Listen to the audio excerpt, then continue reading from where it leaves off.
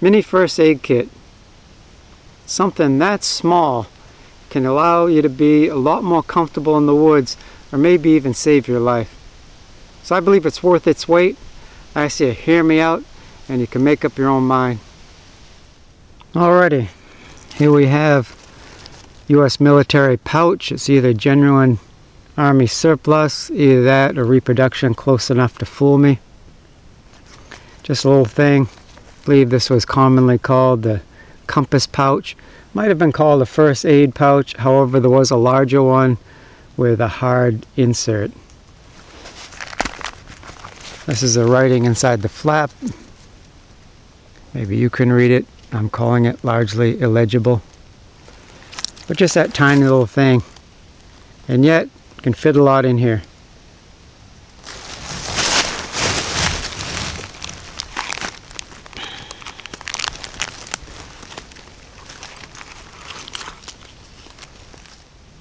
First aid kit. A lot of people immediately think about band-aids.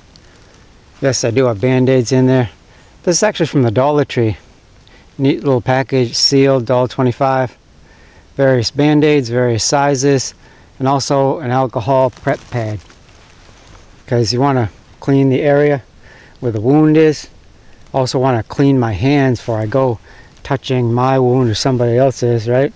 So I got a wet ones, hand sanitizer. They got a bunch of these in a package at Dollar Tree as well. And my medical training is zero. I'm not a doctor, not a nurse, not an EMT, not anything. Backwoods medicine doesn't count.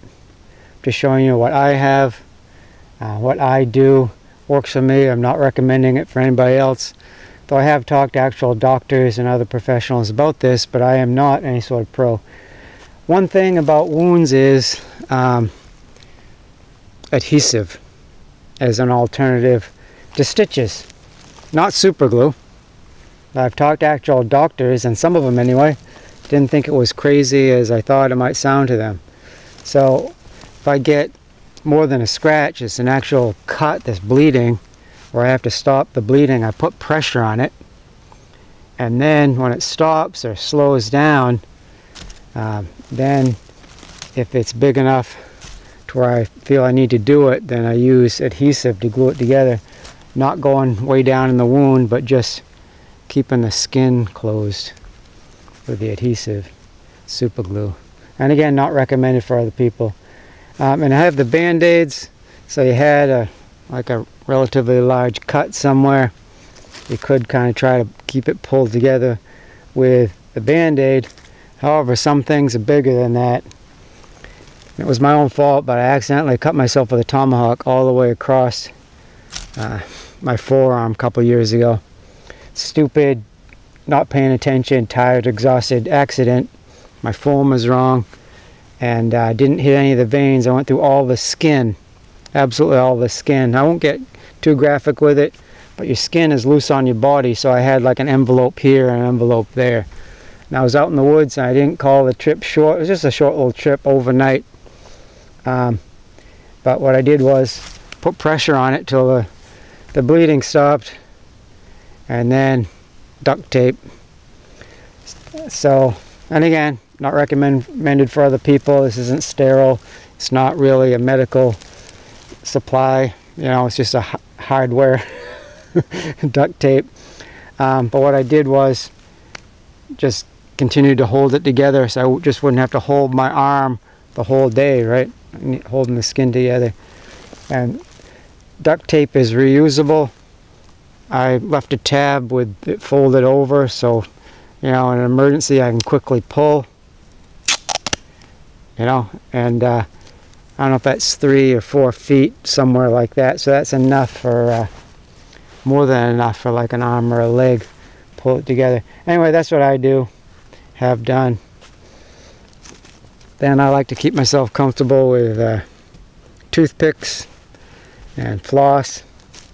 No toothbrush in here because too small.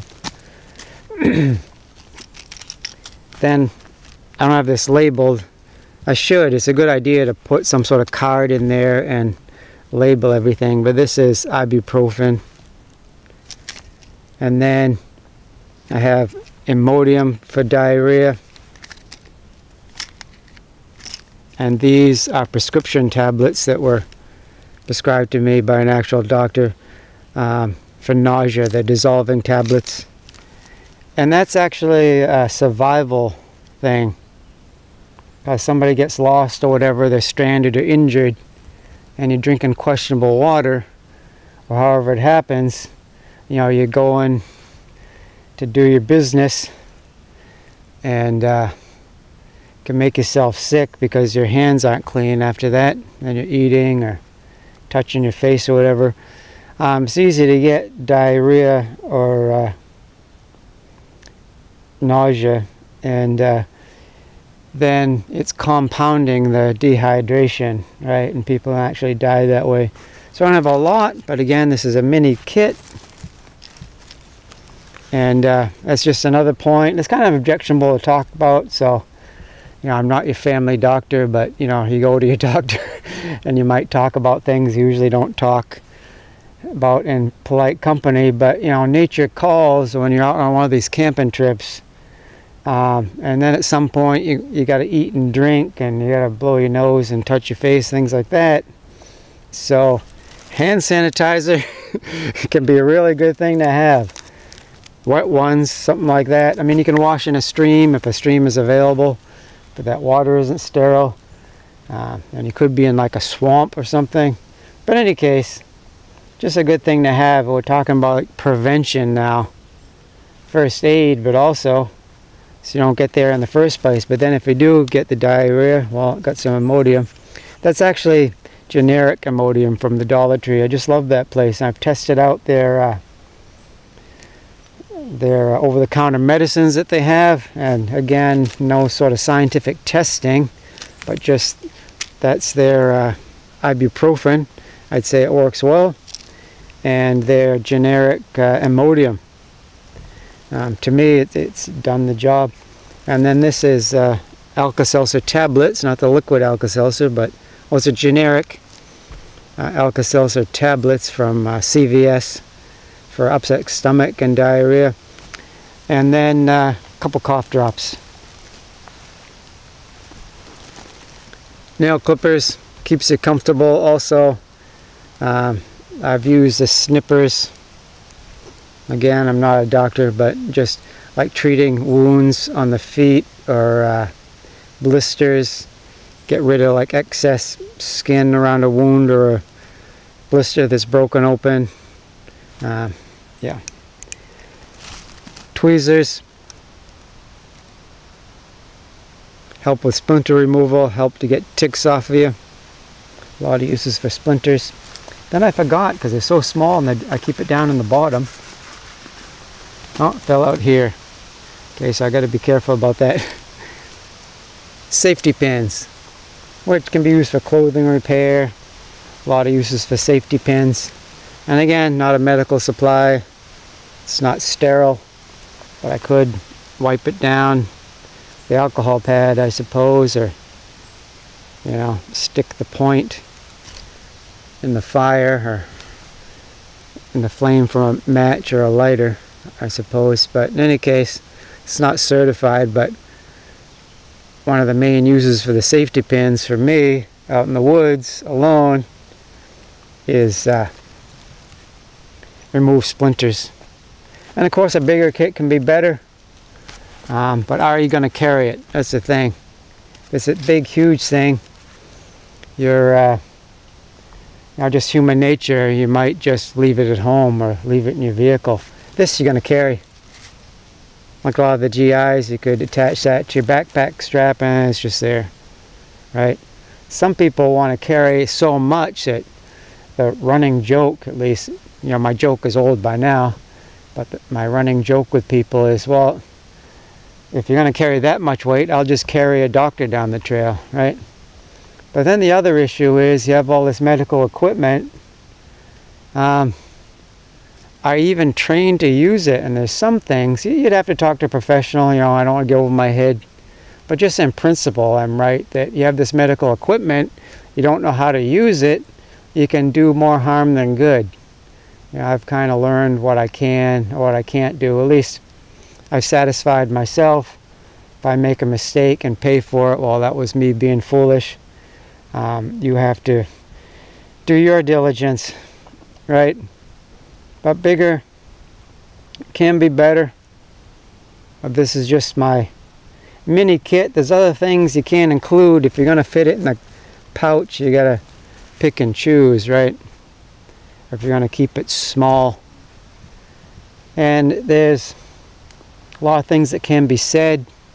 There's a lot of judgment. There's a lot of experience that can be applied.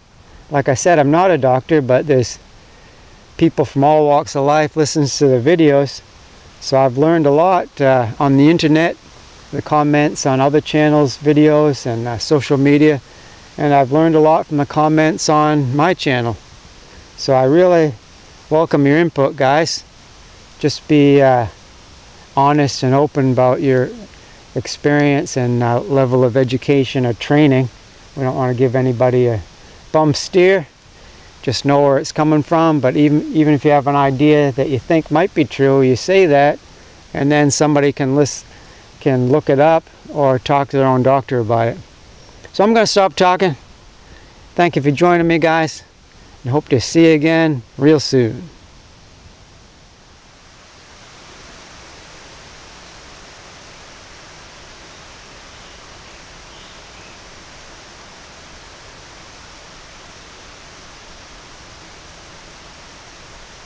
Are not 5 sparrows sold for 2 pennies? And not one of them is forgotten before God. Why, even the hairs of your head are all numbered. Fear not, you are more valuable than many sparrows. Luke 12, 6 and 7.